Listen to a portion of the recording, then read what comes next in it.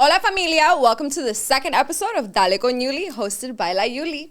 Today's guest is a larger-than-life personality. He has over 500,000 followers en todas las redes sociales. He's super funny, so yo sé que te salió en TikTok. A fashion icon y también un DJ.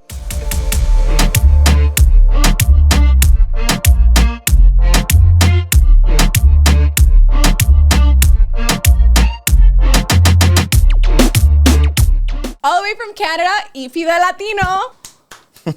Thank you for the introduction. Thank you so much for coming all the way from Canada. Thank you for having me. For this honestly, podcast, no mentira. No, I want to give it up to you. This podcast, like this whole idea behind it, the whole concept of it is really dope, and I think you're gonna do big things with it. Thank you. That means the world to me. I want to get started with this fit because el flow está a 100. Let's talk about your hair. The hair. Who does your hair? How did you start doing your hair like this? Okay, so I'll start with how I started doing my hair. So you know the pandemic, everybody was doing their hair, everybody was dyeing their hair, and I always wanted to dye my hair, but my mom never let me.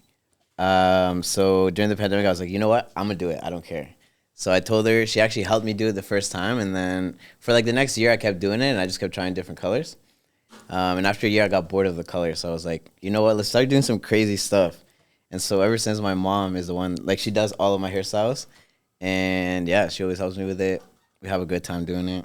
Yeah. Shout out to mom. That's fire. Yeah, no, he switches to pink, to green, to yellow, designs, cheetah print.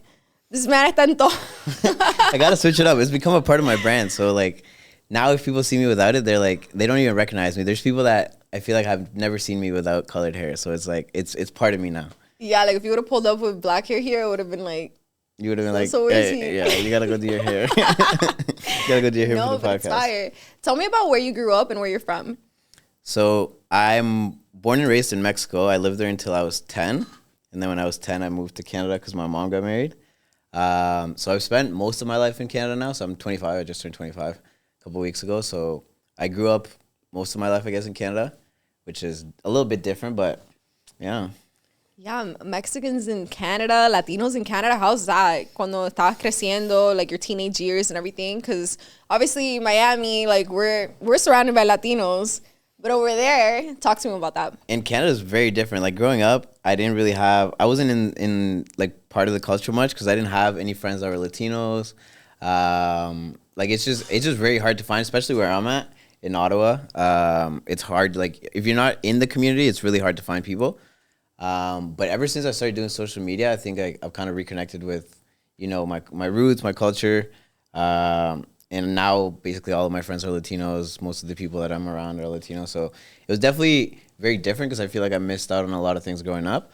But thankfully now, you know, I've reconnected with the culture and I'm back where I feel like I'm supposed to be. Y estás como construyendo una comunidad over there. I see it on social media. Like, you play all these parties, and I'm like, damn, you know, sabía that people over there listen to reggaeton. But then I'm like, of course, it's going to be Latino. No, exactly. It's like, with the social media, like, it's allowed me to do that. It's allowed me to, one, be closer to the community, but I also feel like I'm helping the community when it comes to, like, you know, growing things and putting exposure out in Canada. Because like I said, it's very hard, like in terms for like when it comes to like artists and stuff, it's very hard for a reggaeton artist to make it in Canada just because we don't have that exposure. We don't have the things that you would have here in Miami. So I definitely feel like I'm making a little bit of a difference, you know, putting more light on it, shining more light on it. And yeah, I think that's one of the biggest things that I enjoy about social media, being able to do that. That's amazing. Yeah, you're building your own community, and through there, estás trayendo diferentes personas, like artists, photographers, and you guys are all connecting, and that's fire. Like, you've even made it to Miami. Like, you're here. Honestly, the power of social media is crazy. Yeah, it's definitely changed my life. The pandemic had to happen for me to be where I'm at right now, because before that, I wasn't doing social media at all. Really? Yeah. So where do you get the name EPTHELATINO? Honestly, it's a very boring story, but when I was starting with social media, I was like, I need a name that's going to stand out. And so I came up with like a few different ideas, and I just felt like EPTHELATINO had a good catch to it, and it was just like easy to remember. So I sent it to a few friends, and I was like, yo, which name do you like the most? And that one had got like the best feedback. So I was like, you know what? I'm going to keep that. So that's where EPTHELATINO came from. I gave it to myself. Cute. EPTHELATINO, Eduardo Platas, the Latino. Yes, This sir. podcast, we expose people's government names. No, I'm just kidding. It's But out there. obviously, like, I did my research and I wanted to see what the EP stand for, you know? Yes. But so you tell me that you started all this social media stuff because of the pandemic, pero ¿cuál fue la red social that you first went to? Was it TikTok? Was it Instagram? It was definitely TikTok. It was during that time that like everybody was on TikTok, you know, posting silly stuff. And I just saw like there were so many people blowing up, and it was people around me, like people in Toronto, people in Montreal, which is like around the areas that I live in Canada. And I was like, you know what? I feel like if I try this, I could actually make something out of it. And so I told myself, you know, I'm gonna try it. I'm gonna stick with it. And thankfully, it just picked up really quickly. TikTok. At that time, like if you had a few good videos, like you were blowing up. So I just started with the stuff that really got me popping was like the Latino reggaeton content, and then I just stuck with that, and that's sort of also why like the name came with like that's where I got the name because it was my Spanish content blowing off. So yeah, it was definitely TikTok. Shout out to TikTok for changing my life. Yeah, that's literally how I found out about you. Because Yeah. you used to come on my Explore page all the time. Well, For You page all the time. And I was like, oh my God, that guy's funny. And I used to watch your countdowns with your mom where it'd be like, Eres Señora or whatever, if you know these songs or whatever. Yeah. And you and your mom used to dance. And I thought that was so funny. My mom would blow up my videos. They were because honestly, like there's a lot of like regional music that we just don't listen to because we're from the city and we also like move. So like you know it's just music that we don't connect with, and we would post those videos not knowing a lot of that regional music, and we would just get blasted. Yeah, like, I the comments would see just some. be I would be like, you don't know roasted. Antonio Solis, like the. We'd be getting roasted, but yeah, my mom's a big fan was on TikTok. So she's very supportive. I'm assuming from definitely everything is. you've told me. At first, when I started doing like you know like the hair stuff and the nail stuff, she was like well, what is this? But she's very accepting, and she knows that like I'm very confident with myself, Eccentric. and I'm just out there. So she's always supported it, thankfully. That's fire. What about the rest of your family? ¿Cómo lo toman? I have a very accepting family, thankfully. I've never had like anybody say anything to me, or I don't know if it's just because they love me, but I feel like so far it's been all support. So thankfully on that front, I've been very lucky. But even if they did have anything to say, like Who cares? I don't care. Yo hago lo que me da la gana. I see a tat. Yes, sir. Show the camera your tat. He has tatted. Yo hago lo que me da la gana. I stand and I live by it. I see that. Yeah. I mean, you got it tatted on you. I have to live by it. So I'm guessing Bad Bunny is a big inspiration, or Definitely a big inspiration. I honestly, the first time I did my nails was because I was dressing up for Bad Bunny as Halloween, and in the costume it had the nails, and so I sent it to my friend. I was like, "What do you think of the costume?" And she was like, "You're just missing the nails," but she was joking around, and I was like, "You know what? Yeah, I am." This man got better nails than me. Shout out to him. So I did my nails, and then ever since I was like, "Yo, this looks kind of fire." So I just haven't stopped since. So yeah, Bad Bunny's definitely a big inspiration in terms of like the whole "yo hago lo que me da la gana" thing, and just not caring about what people think about you. He's definitely been like the inspiration for me. Now, how is it like your process of like when you go record a TikTok? Do you plan this out? Do you like just do it on a whim? Are you like, mira, tengo una idea, I'm gonna do this? Or how does that work? For me, it's very different. Like I have a few different creative processes. For the most part, I'll give myself like 2-3 hours a day where I record. I like to record every day just because TikTok is mostly trends. So everything moves really fast. Like if I record something today, it might not be popular in like 3 days. So I try to record every day. And a lot of it is just like I said, trends and inspiration from just the For You page.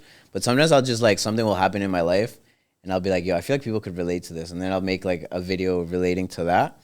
And I feel like sometimes that's the stuff that does the best because it's like I said, a lot of my content is Latino related. So if something like happens in my life where it's like my mom nagging me about something or something, a lot of Latinos can relate to that, like how madres are and So I feel like sometimes the TikToks that take me the least time do the best, but yeah, I feel my creative process is really different. It depends on what's going on, trends, and yeah.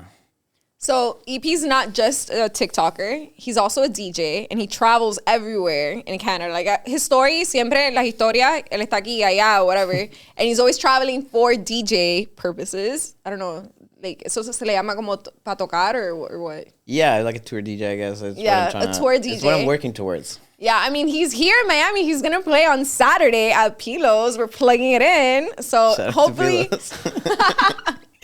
hopefully you invite me. No, I'm just kidding. She's already invited, y'all. If she doesn't come out, that's on her. So how did you get into DJing? I got into DJing. I don't know how things are here in the States, but in Canada, as soon as you turn 18, you can work in the night industry. So literally the moment I turned 18, I started working at bars. And so I was always in that environment, like around, clubs, DJs. And I thought it just looked sick as fuck. And one day I was like, you know what? Let me just buy the stuff and just learn. So that's literally what I did. I went out, I bought the DJing stuff, and I just started teaching myself at home. And then just being in that industry, I was really close with one of the owners. And so he gave me the opportunity really early on and just kind of threw me into the clubs. And I think that was really good for me because, like, when you're in the club, like, you don't want to fuck up. So, like, you're forced to learn very quickly. And then, so that was kind of how I got started in it. And then once my TikTok started popping off, a lot of opportunities came from that just because of, like, having a following. Obviously, clubs, they want people that, can bring other people. So thanks to TikTok, like, my DJing just kind of snowballed effect and started taking off really quickly. And then around the time of the Bad Bunny concert last year, I got the opportunity to do the official after party. And then after that, it was just like everybody, because there was a lot of people at the after party. So it was just opportunities on opportunities. And yeah, just with my social media, it's just gotten really, really good lately. Yeah, I'm doing like a little Canada-US tour right now. So I got a few dates, which I'm really grateful for. And just, I want that to be like my thing, DJing. DJing? Yeah. So how do you juggle like TikTok and then DJing? I feel like it's completely different because DJing, like, it's for me right now, I just do it at night. So I still have like my whole day to do my creative process. And I'm a very like strict person when it comes to, I treat them both as like 9 to 5s. Those are my full-time jobs. So like I make sure that I'm filming every day. I make sure that I'm, practicing on my DJing. But sometimes like it goes hand in hand. I want to make more DJing content now as well.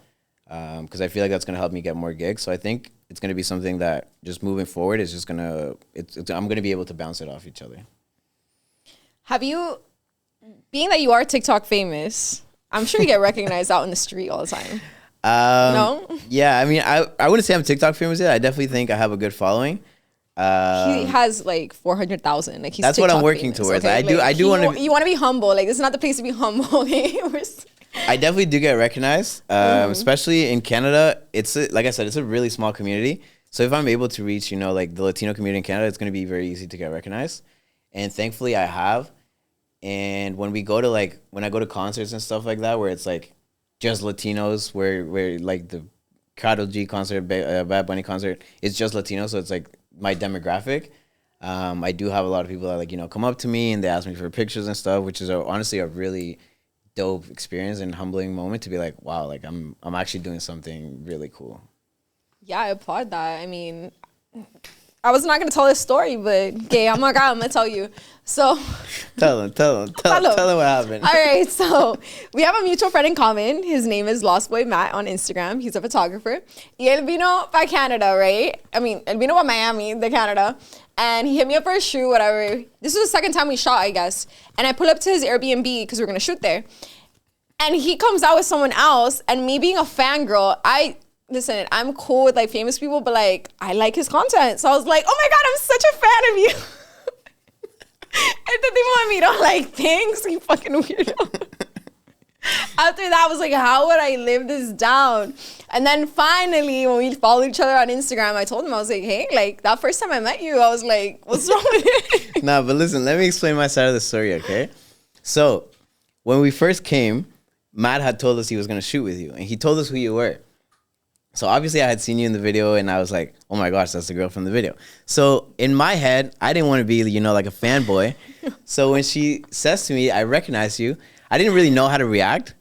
So I don't even remember what I said. I said like, hey, or I said thanks or something. I forget what I said, but it just looked really badly. It looked like I was trying to act like Hollywood. But as soon as we got in the car, because we were on our way to get in the Uber, and she was on the way into our house to do a shoot, I look at my other friend. His name's Bebe Boy. I look at my other friend. I'm like, yo, she recognized me. And so like I'm also at this point I'm fanboying. So it was just both of us trying not to be like, well, I guess you didn't care, but I didn't care. I didn't want to be a I like your fanboy. content on TikTok. I didn't want to be a fanboy, so in the car I was like, yo, she recognized me. Like that's so fucking cool. Pero you know what's funny? La vida da mucha vuelta because look where you're at right now. I know. On your podcast. Isn't that crazy? No, but I always ask people because you have your DJing, you have your TikTok, so and then you have your regular self, I assume. So how does Eduardo Platas separate EPTHELATINO?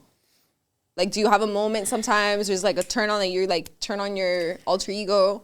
That's a tough question, but I feel like me on camera and me in real life is very different when people meet me. I definitely do have a bit of a different personality on camera. It's not like I'm being fake, but it like, you know, when you're on camera, you have to like pop up. You have to, you know, like estás más elevado. Like you're more animated. Exactly. And so like on camera, on my TikToks, I'm really like up. Like I'm in the camera, in your face. Well, as in person, like I'm very social. If I'm in a social setting, I'm very social. But if we're just chilling and like it's just my boys or we're just hanging out at home, like I'm just like chilling in the background. Like I'm just quiet. Like I'll make jokes. I like to make a lot of jokes, but I definitely am way more calm in like a personal setting than I would be in a social or on camera.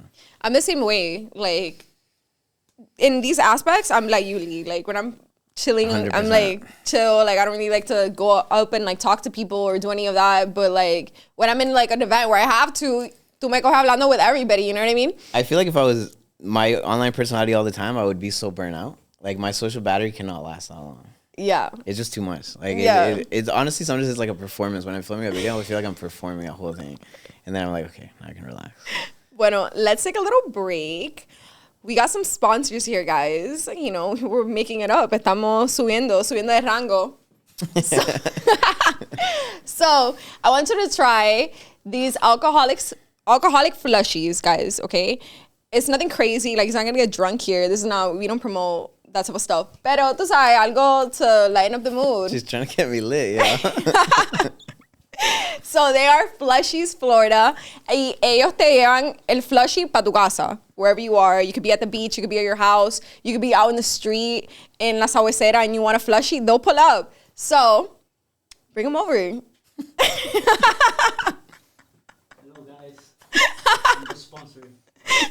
Enjoy. There you go. We didn't practice this. Go, my brother. Pero tú sabes. Wherever you at, we pull up. Hasta en La Sabuesera on the street. Thank you. Enjoy, brother. Thank you so much. Claro, on this podcast, we don't practice anything, so we didn't practice that either. Pero eso es like la real, you know? There's no sticker on this one. I'm here like with a sticker. But let's try it. What flavor is this? Strawberry colada. Strawberry colada, and then I think cheers. they're the same. Cheers. It's gonna roast it. I mean,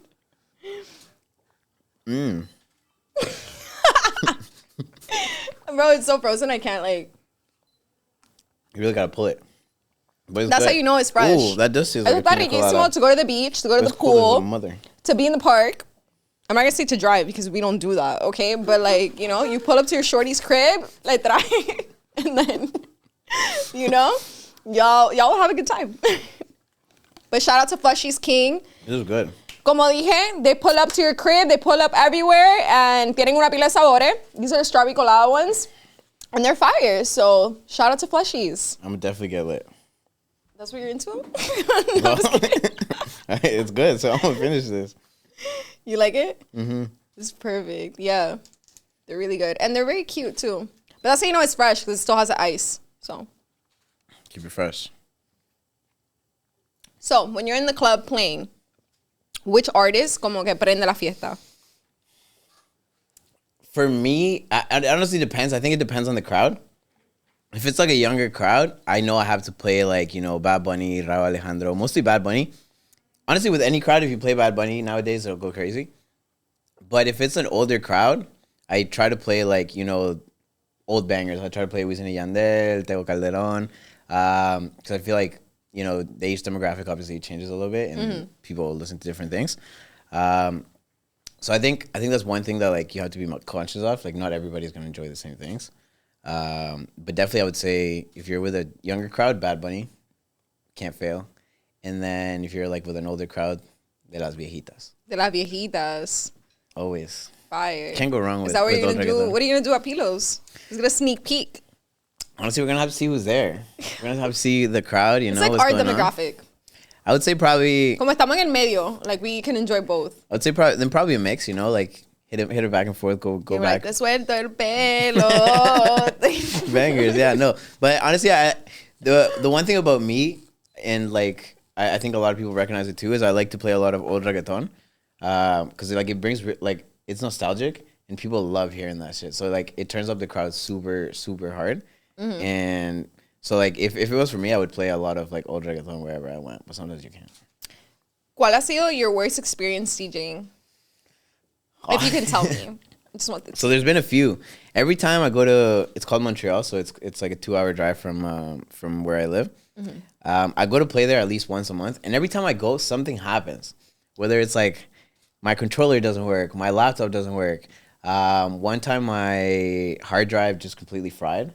Like I was about to start my set, somebody like disconnected my hard drive by accident, so like they didn't eject it properly. It just fried my hard drive, so I had to play off my cloud. Like I had to load like 2 songs in advance from my cloud and like re-downloading it as I went. What? And it was the worst thing ever. That's honestly how I thought DJs worked. Like I thought you would, como te ponías en la cabina, and then you'd be like, okay, I want to play this song, and then you'd Google the next one. I thought that's how it worked. No, you have everything downloaded, right? So like that's why like a lot of times if you request a song to a DJ that they don't have, they'll be like no, I'm not playing it. We're gonna get to that.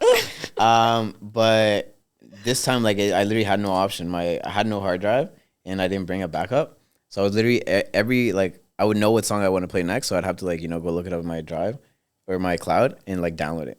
Thankfully the club had Wi-Fi, because otherwise I would have like it would have been game over. Nothing. You get on the mic and you start singing. Yeah, I don't know about that. I'm not a great singer, but You wouldn't like venture off to make music. I've definitely thought about it. I feel like if I want to really make a name for myself, I'm either gonna have to start producing or being on songs. But I haven't got there yet. I haven't really decided which venture I'm going to take, but I definitely do think if I want to, be more than just a DJ, I'm going to have to start either producing or getting on songs, but it's not something that I've ever ventured into yet, so I don't know which route I'm going to take. Yeah, la vida te va a llevar. Wherever I'm meant to be, I'll go. Oh, how inspirational. That's how it is. Yeah. ¿Qué te iba a decir? So tell me about that festival que vas a tener, I think, in May. That reggaeton festival in Canada, y'all. Like, Canada, they're stepping up. Yo, we're going up. Canada's going up. Yeah, so in May, so I guess it's like 2 months from now, thankfully, I don't know how it happened, but I got on the lineup, and it's like one of the biggest festivals, honestly, happening this summer. If you look at the lineup, like it's crazy. It's Wisin y Yandel, Fade, Manuel Turizo, Jaco. Like the lineup is EP? nuts. Me.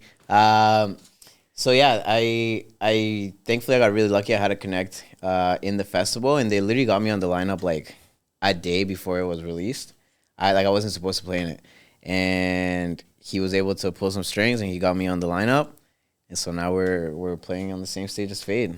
Congrats! That's Thank you. amazing. And Thank to think it really just started from Literally the pandemic. last year, so Toronto's like the biggest city in Canada in terms of like music clubs and stuff. This weekend last year, so like this past weekend last year was the first time I ever played in Toronto. So before that, I had never played outside of my own city. Wow. Yeah. And look at you now. Look In at a me whole now, different yeah. country. On a podcast. What can happen in a year? Gonna play on Saturday at Pilos. Pilos, yeah. That's fire. Life is crazy. I'm telling you, in December, you're gonna play in Viva Urbana. That's the goal. The goal is to like play in like one of those festivals where it's like either Miami or Mexico. Like I want to do Baja or something like that. That would be like, if I can do that, I can die happy. Nah, you will, but don't die. Hopefully not yet, but. So, cuéntame, what are the differences that you've noticed con Canadian Latinos and American Latinos? Or Latino Americans? I would say for me, the biggest thing is like here, people are a lot more in touch with their roots, with their culture.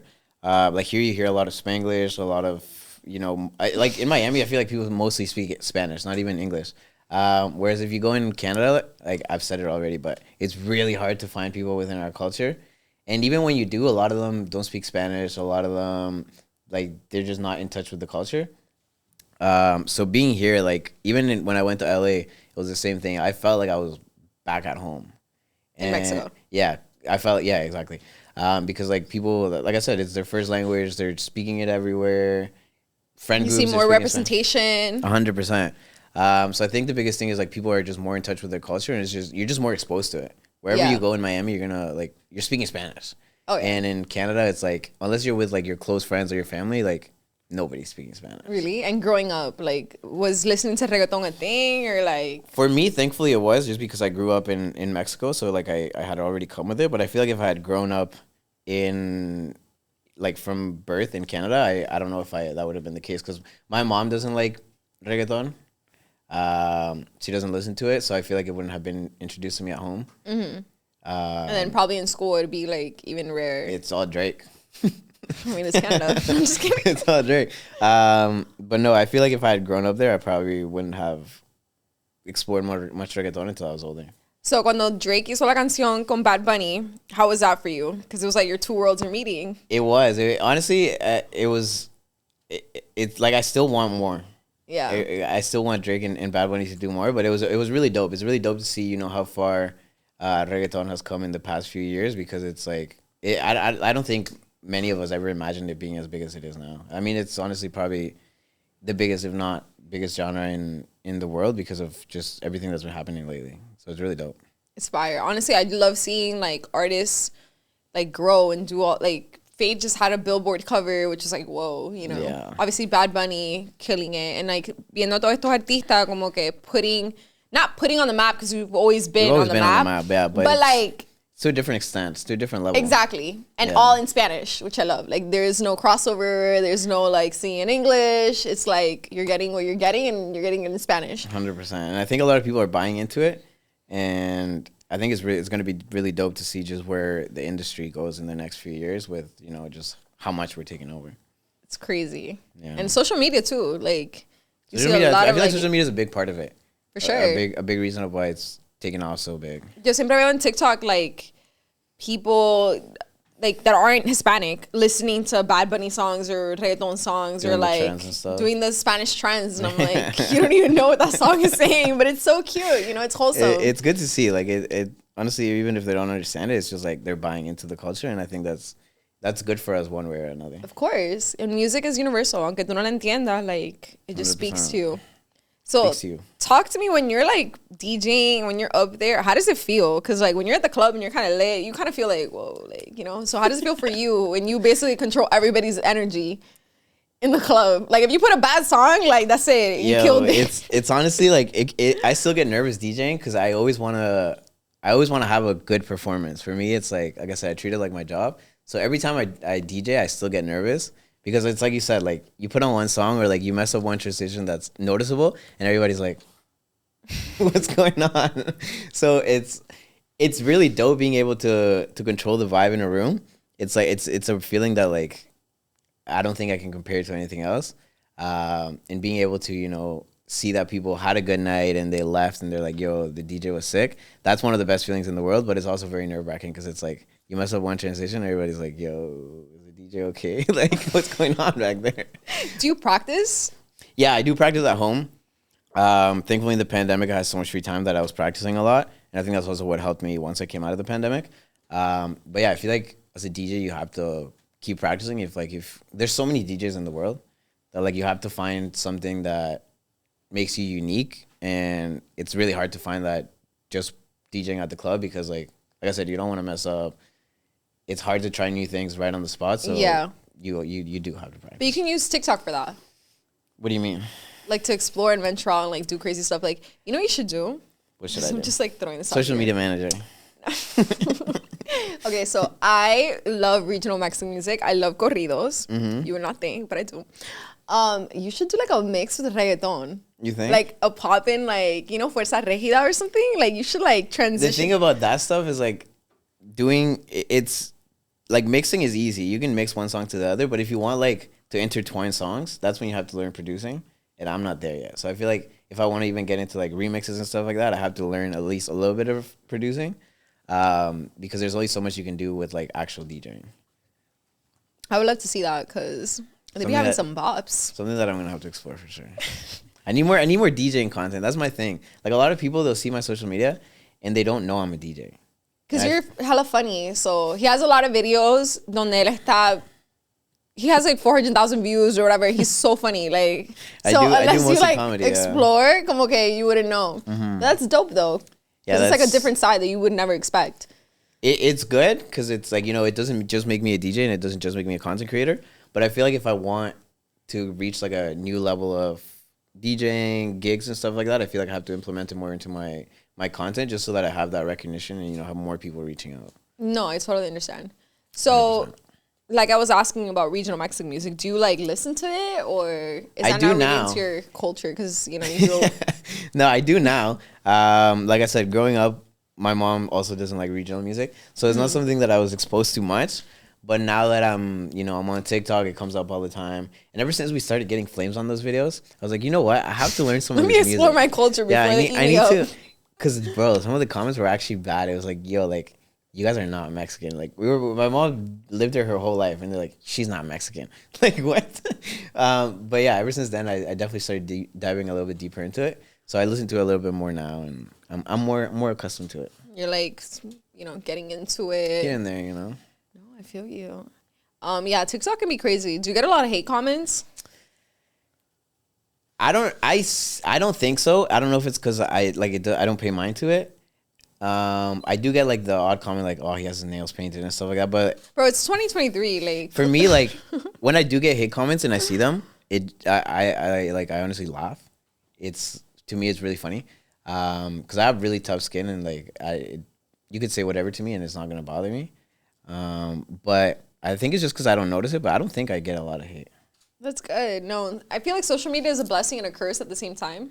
Porque le das oportunidad a la gente to be like talking shit. And it's like, you would not say that to my face. I think if you you would don't not. I think if you don't have tough skin, social media can be really tough. Oh, Because yeah. if like you're popping and once you start popping one way or another, you're gonna get some sort of hate comment. Oh, for sure. And I feel like if you don't have a tough skin, like that can really like mess up your mental health. Are you one to like leave them there or los borra? Because me, I'm sensitive, No, so I delete them. Oh no, I'm like, nah, now you're getting blocked too. I leave them there. Like if they're funny enough, sometimes I'll even like them. But no, I don't. I like when people like it's engagement. So for me, it's like, please. You guys already know. So in this video, he likes to get hated on. So hate on him. Go hate on me. Don't hate on me because I'm sensitive. You But he delete likes- you delete the comments? I haven't gotten hate on here yet. No, but like on your stuff. Okay, the only time I've really gotten hate was a video that I made on TikTok where it was like talking about me being born in Miami, but I'm still Cuban. Okay. And they were like, ahora todos quieren ser Latino, pero le falta it's song. And I'm like, it's like you first- gotta pick one or the other. Type no, thing? yeah, but they were like quoting the El Apagón song. And I'm just like, first of all, that is not why he made that song. Okay. and And you're second, deleting the comments. I had to turn them off because I got like over 1,000. No way. Yo, they were going in on me. They were like, mira esta gringa, se quiere hacer la Latina now. Like, she's like, oh, just because your parents are Latinos, you're not Latina because you didn't have the struggle, no sé qué, no sé cuánto. I'm like, okay, I understand that, but like, I didn't choose to be born here. I didn't tell them, make me born in Miami, like, Do you reply to comments? I was trying to explain myself to them, but So they you were were- going in on me. No, for It was me, like I don't 1,000 even comments answer. of 'cause like hate. as soon as you like reply, you just give them the satisfaction. It You was just like, gotta leave it. no, but it was like hurting my soul. Like they were like, oh, she thinks because she listens to Bad Bunny that she's Latina. I'm like, dude, like I'm Cuban. I was born here, but like I'm Cuban. Like my mom raised me Cuban. Like my first language was Spanish. So I'm like there, like trying to I was in Walmart too. I was like grocery shopping. And I'm here like trying to like explain myself. And mom's like, what's going on? I'm like, they're eating me up right now. No, I get comments being like, "Oh, he's an Osabo kid" and stuff like that. But I just Really? find it so funny. Yeah, like I'm Why? Not, so why would I give it to it? Why you should pay the attention to it. As soon as you give it the attention, you lost. I know I lost, but I get triggered. Bro, it was like 1,000 comments. It was back to back, eating me up. I was like, Damn. goddamn. I had to turn off the comments. I was like, I'm not meant for this. Yeah, here you are. They haven't hated on me here. They'll find me. But- It'll come eventually. Just Like you said, it's engagement. it is. It really is. It helps your content. So to end this off, I wanted you to tell me your 5 top artists, both in English and Spanish. 5 top artists. I think it changes a lot I don't know if I can do all the time because that's very hard. But I'll do right now. I'll do like my 5 current artists. So it's gonna be El Fercho, Uy. Bad Bunny, Mora, Eladio, and the last one. The last one, probably gonna have to do. I've been listening to Young Miko a lot. Dame contacto. Yo, she's going hard. I love her. I've been listening to her a lot. Like lately, it's just been like my guilty pleasure. Like just at No, the right. gym, it's good gym music. It is. Like, you can go hard. It's like feel good music too. I don't know. Yeah. I saw her. I was in Puerto Rico at the beginning of the year, and we went to Omar Court's performance, and she was there, and she's crazy. She's really good. I love her. I think she's great. Hopefully one day she comes on the podcast. Let's make it happen. Let's find somebody that knows her and get her on here. Okay, so I kind of ruined my chances already. Well, What happened? You want to tell us the story? I'll tell it now because I put it on TikTok. Yeah, tell us. I was at this like premios after party and I was lit. I don't like to do this, but I was lit. And one of my friends had invited me to the party. Me dice, mira, ahí está Young Miko. I know you like her. I know you want to meet her. I was like, yeah, let's go. He like introduces me. Da, da, da. I don't know why. Like she was super nice. I started singing to her while rapping her song. And I was like, I'm wearing heels, so I'm kind of like bending over. I'm like, esta es música putero, para todas las putas y las cueras, las que están puestas para el dinero.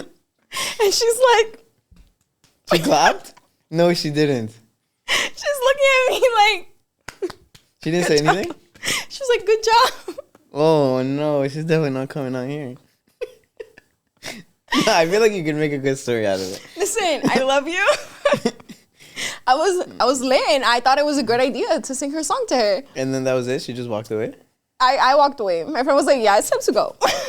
No. You didn't say bye or anything? You just performed? I already sang to her. What do you want me to do? You just gave her a little band and walked out? That's kind of I crazy. should have sang another one. That's kind of crazy. So when you meet Fade, sing to him. I don't know if I'll do that. After some I think that taught me not to do that. It was funny and it made a good TikTok story. So Good for you. Honestly, I would not have the courage to do that, no matter how drunk I am. listen, I was on una nota. Like I thought I was invincible. I was like, let me show her my appreciation and let me rap her song to her. She probably told that story too. She probably tells her. I hope she doesn't remember. She definitely does. Goal to have her on this podcast and then I can And rap talk to about her it, yeah. sober. But thank you so much for coming. No, thank you for having me. Honestly, This is amazing. Okay, even though I messed up the intro a couple times, but we're getting there. But you're an amazing person. You have a great personality. Okay. Y te voy a caer en el festival. come in to May. Canada. We're I think waiting for Dale you con there. Yuli's gonna pull Let's up take there. it there, yo. Let's go. get you an interview with Fade. Should I sing to him too? That's the only thing you can't sing to. Thank you guys for tuning in al segundo episodio de Dale con Yuli. Thank you, EPTHELATINO, for pulling up. And thank you to his crew. And of course, thank you to our sponsors, Flushy's Kings, Order. They'll pull up. Hasta la próxima.